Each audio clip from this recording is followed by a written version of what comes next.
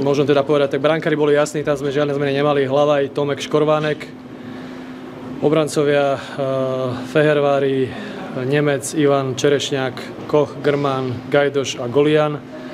My sa rozlúčili s Rajanom Petrovickým a z útočníkov na majstra sveta pocestujú Cehlárik, Hrivík, Slavkovský, Tatar, Cingel, Hudáček, Regenda, Čacho, Kelemen, Kudrna, Sukel, Daňo, Faško, Rudáš a Pospišil. Takže to je nominácia na majstra sveta a samozrejme, nech sa páči otázky. Mali ste k dispozícii dostatočný počet zápasov. Ako hodnotíte celú prípravu na šampionát?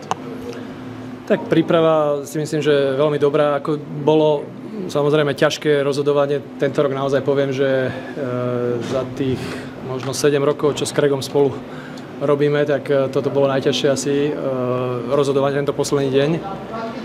A v príprave veľa hráčov malo veľmi dobré akože aj ofenzívne čísla. Tým, že v poslednom, ako keby v závere prípravy prišli hráči aj z NHL, tak veľa tých hráčov, teda tí hráči, ktorí aj hrali dobre na začiatku prípravy, tak sa nedostali na tie majstrovstvá sveta. Takže nechceli sme niekedy hráčov, ktorí sú zvyknutí hrať v prvých dvoch lineách alebo v prvých dvoch peťkách na presilovke, aby teda možno boli v úlohy nejakých náhradníkov. Takže preto tie rozhodnutia boli také, aké boli. Miro, najväčšie prekvapenie asi Robo Lantošík, keď som hovoril, že proste môžeš k nemu niečo povedať, lebo hlavne aj v tej príprave vyzeral. Tak myslím, že áno, v príprave samozrejme hral veľmi dobre.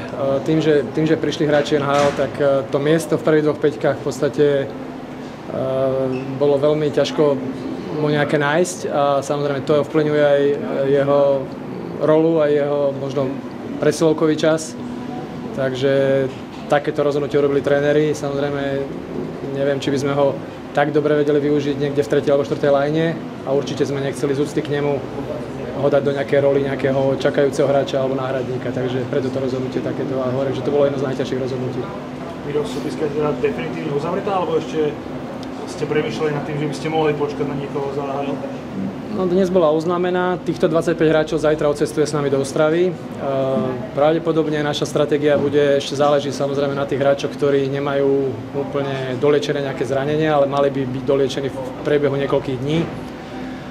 Takže rozhodneme sa asi v štvrtok na direktoriate, že koľko hráčov zapíšeme. Je možné, že ešte jedno, maximálne 2 miesta by sme nechali ako keby otvorené a počkali by sme na ten víkend, na nejaké tie playoff série, ktoré majú skončiť v AHL. Pretože tam ešte potenciálne jedno, maximálne 2 mená by mohli pripadnúť do úvahy, ale to rozhodnutie by sme urobili asi až na mieste v Ostrave potom. Vedeli ste povedať, že ktoré sú to mená? V podstate hrajú play-off v AHL, takže nebudem hovoriť, keďže hrajú, nebudem ich strašiť, ale ak by vypadli a neúspeli by v tých svojich sériách, tak pravdepodobne ich oslovíme a uvidíme teda, že či by bol reálny ich príchod alebo nie.